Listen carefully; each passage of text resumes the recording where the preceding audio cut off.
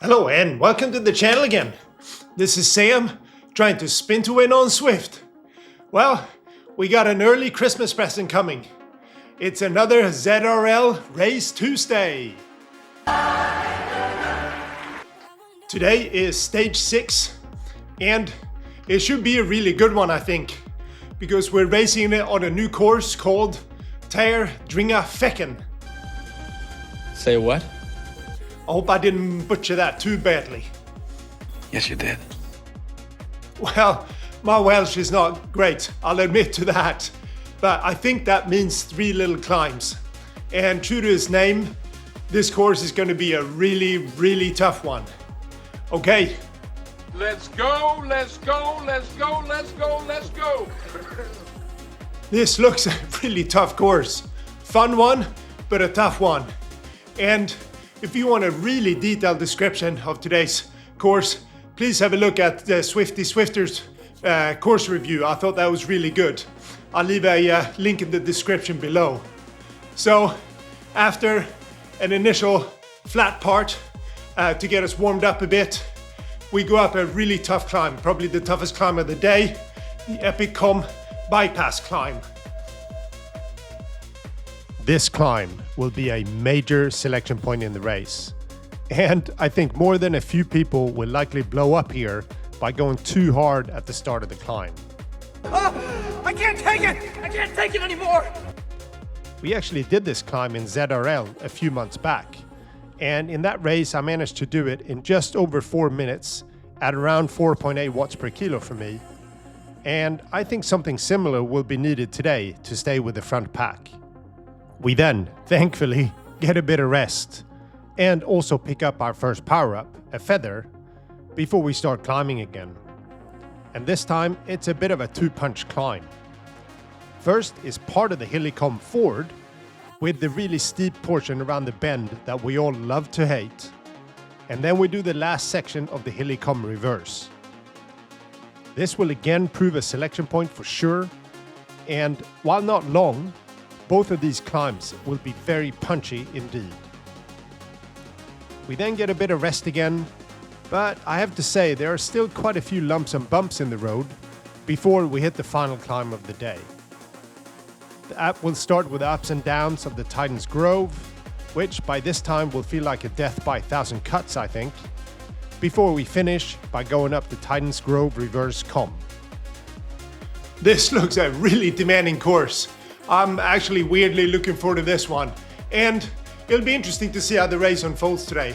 Honestly don't know whether it'll be full gas the whole way or whether there'll be full gas up the climbs and then people will just relax in between. We'll have to wait and see. But before we get the action started, let's have a quick look at the ZRL leaderboard after stage 5, as well as the competition for today's race. Let's have a quick look at the overall leaderboard. After 5 races, my team, Swedish Zwifter's Mimmer, is still in 10th spot. I think, given an 8-point gap to 9th place, it will be difficult by now for us to move up, but we'll give it our best for sure and see how we get on in today's race. Here is the screenshot of the Velo ratings just before we started the race, although I think there may have been a few very last-minute changes as well.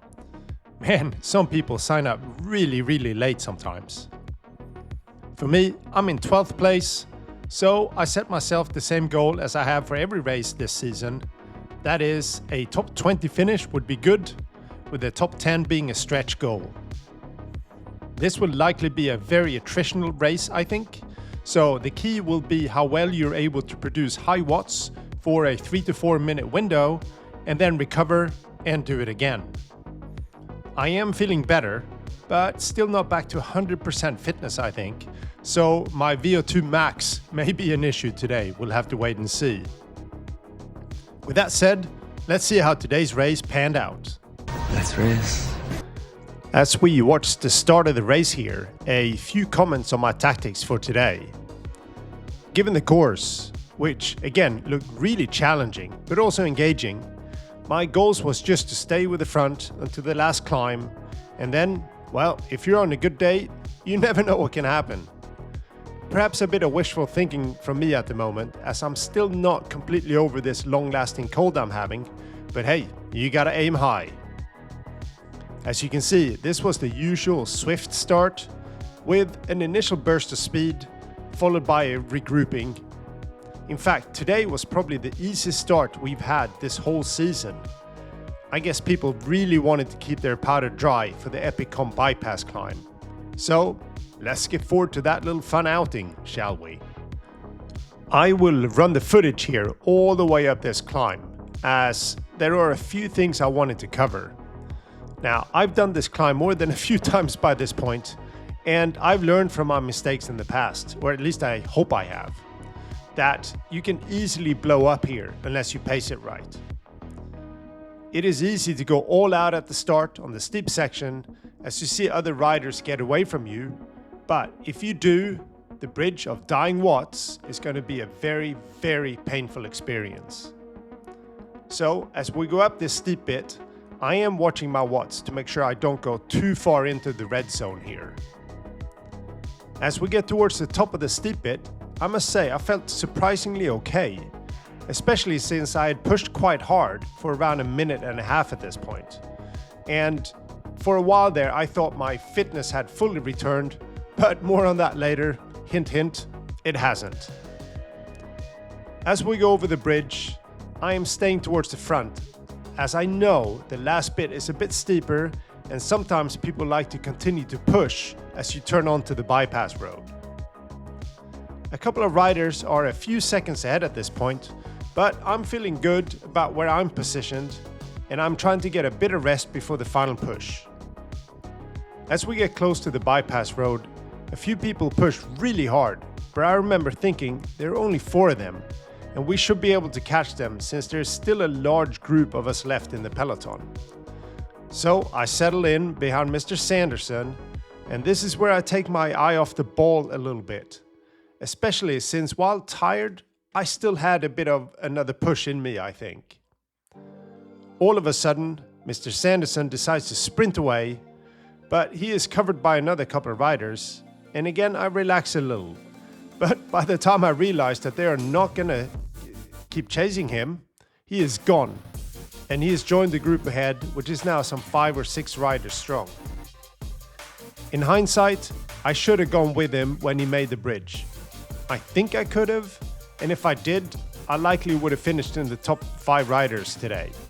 Since that little group, as you will see as we roll on the footage, must have worked very well together and stayed away from the rest of the peloton until the end. The lesson I need to take away from here, I think, is that sometimes I need to throw caution to the wind a bit more. Today, I'm pretty certain I could have made that bridge, and even if I didn't, I still probably could have stayed with the second group until the end. So, what's the harm in trying? We have now skipped forward slightly until the start of the next climb up the Hilly comp. The pace had been steady, but nothing crazy, and the breakaway group was still ahead of us by now by some 15 to 20 seconds. By this point, I had started to feel the effort a bit more, and I knew this would be a difficult climb. So let's see how we get on. We all pushed quite hard up the first part of this 2-part climb. I decided to keep my feather Powerup for the second part, and I just pushed hard on the first section to stay in touch. The peloton stretches out quite a bit here, and I thought for a while I had left it too late. But then, after catching my breath for a second, I used my Powerup and I pushed pretty much max effort up the second part of the climb. I passed quite a few people, and I don't have any issues staying with the front, but I used pretty much all of our matches here, and I think I saw my heart rate hit 180. That is beyond the danger zone for me. In fact, I don't see that very often anymore. So I am happy to still be in the front group, or the second group in this case, but I remember thinking at the time that if I had made the breakaway, I probably could have paced a bit better here. Of course, I don't know what watts they did up this climb, but from experience, it's usually a bit more evenly paced than what happens in the peloton chasing behind. We have now skipped forward a bit here to the Titan's Grove area, And I noticed something that made me chuckle a bit during the race. I must admit, I've always found these bumps relatively easy, where I push on the ascents and I rest a bit on the descents. And you will see me doing a bit of a yo-yo pattern here in the peloton. And I noticed my teammate Magnus was doing exactly the same. But I could also tell at this time that I didn't really have anything left in the tank.